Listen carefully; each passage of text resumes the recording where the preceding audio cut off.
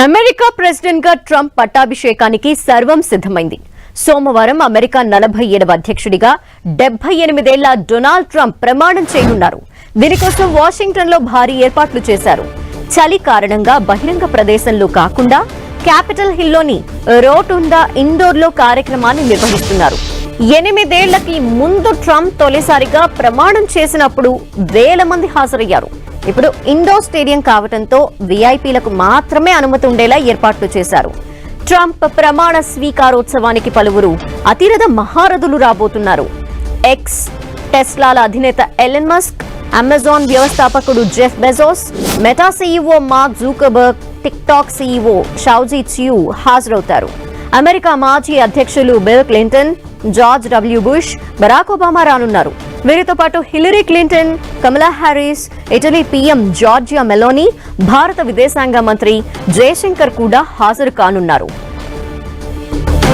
ప్రమాణం చేశాక కొన్ని ఆదేశాలపై ట్రంప్ సంతకాలు చేస్తారు. 100కు పైగా ఎగ్జిక్యూటివ్ ఆర్డర్స్ ని పాస్ చేసే దిశగా కసరత్తు చేస్తోంది వైట్ హౌస్. అలాగే 4 ఏళ్ల పాలన ఎలా ఉండబోతోందన్న అంశంపై ట్రంప్ తొలి ప్రసంగంలో వివరించబోతున్నట్టు తెలుస్తోంది. దీంతో ఆయన ఏం చెబుతారనేది ఆసక్తికరంగా మారింది. ప్రసంగం తర్వాత యుఎస్ కాంగ్రెస్ లో జరిగే విందులో ట్రంప్ పాల్గొంటారు. ఆ తర్వాత సాయుధ బలగాలపై సమీక్ష జరుపుతారు.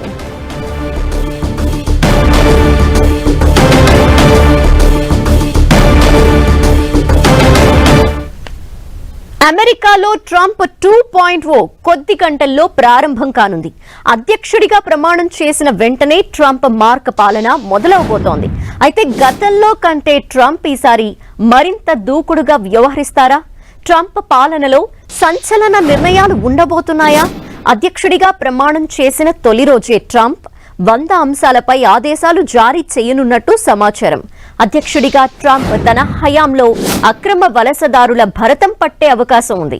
సరైన పత్రాలు లేకుండా అమెరికాలో ఉంటూ నేరాలకు పాల్పడుతున్న వారిపై ఫిర్యాదు చేసేందుకు హాట్ లైన్ ఏర్పాటు చేస్తామని ట్రంప్ ఇప్పటికే ప్రకటించారు. అలాగే ఫెడరల్ అధికారులు చర్చిలు, స్కూళ్ల మీద దాడి చేయకుండా చాలా కాలంగా అమలులో ఉన్న విధానానికి ముగింపు పలుకుతానని ట్రంప్ వెల్లడించారు. దీంతో ఈ ప్రకటన అక్రమ వలసదారుల గుండెల్లో భయాన్ని పుట్టిస్తోంది.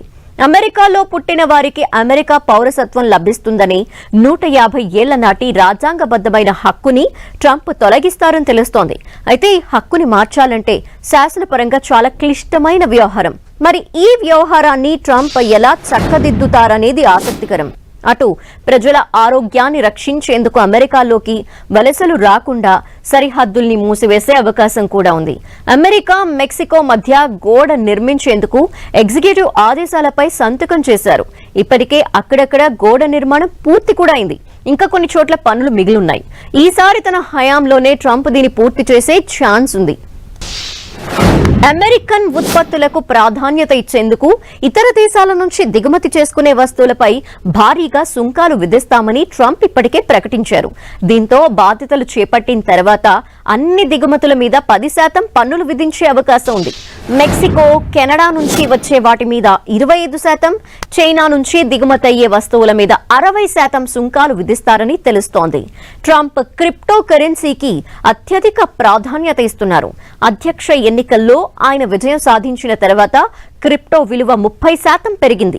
దీంతో ట్రంప్ వీలైనంత త్వరగా జాతీయ స్థాయిలో బిట్కాయిన్లని పోగు చేస్తారని అంచనా వేస్తున్నారు నిపుణులు. బంగారం, చమురు నిల్వల మాదిరిగానే బిట్కాయిన్లని కూడా నిల్వ చేస్తారని భావిస్తున్నారు. అటు పర్యావరణానికి సంబంధించి బైడెన్ తీసుకున్న అనేక నిర్ణయాలని ట్రంప్ తొలగించే అవకాశం ఉంది. ఫెడరల్ ప్రభుత్వ భూముల్లో ఖనిజ వనరుల వెలికితీతకు ఆయన కార్యనిర్వాహక ఆదేశాలు జారీ చేసే అవకాశం ఉంది.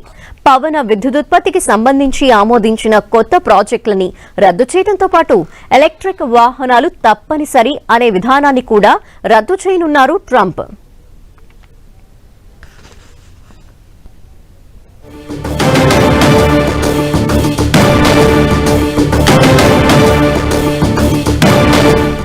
రెండు 2017లో ట్రంప్ వైట్ హౌస్ లోకి అడుగు పెట్టిన 6 నెలలకే పారిస్ ఒప్పందం నుంచి వైదొలుగుతున్నట్టు ప్రకటించారు. అయితే 2021లో బైడెన్ అధ్యక్ష బాధ్యతలు చేపట్టిన తర్వాత ఈ ఒప్పందంలో అమెరికా తిరిగి చేరింది.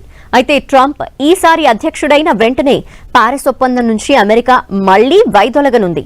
దీంతో పాటు 2021లో అమెరికన్ పార్లమెంటు మీద దాడి కేసులో దోషులుగా తేలిన వందల మందికి ట్రంప్ క్షమాభిక్ష పెట్టే అవకాశం ఉంది. అధ్యక్షుడిగా బాధ్యతలు చేపట్టిన తర్వాత ట్రంప్ యుక్రెయిన్ రష్యా యుద్ధానికి ముగింపు పడేలా చేయనున్నారు. ఇప్పటికే ట్రంప్ అధ్యక్షుడిగా బాధ్యతలు చేపట్టడానికి ముందే గాజాలో కాల్పుల విరమణ అమలులోకి తీసుకొచ్చారు.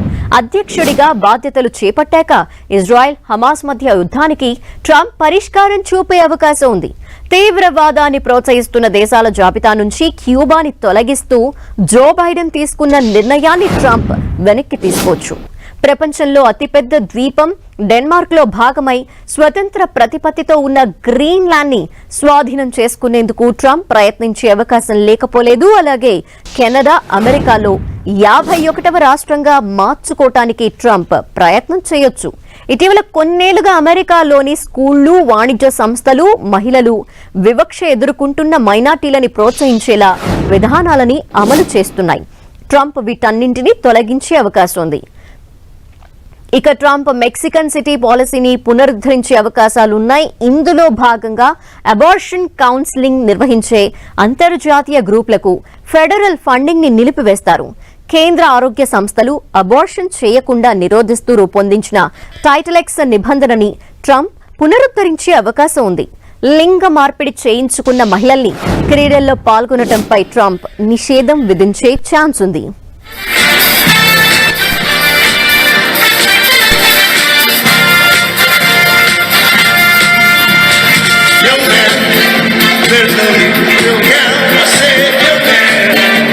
Yourself off the ground, I said, young man, 'cause you live in the town, there's no need to be unhappy, young man.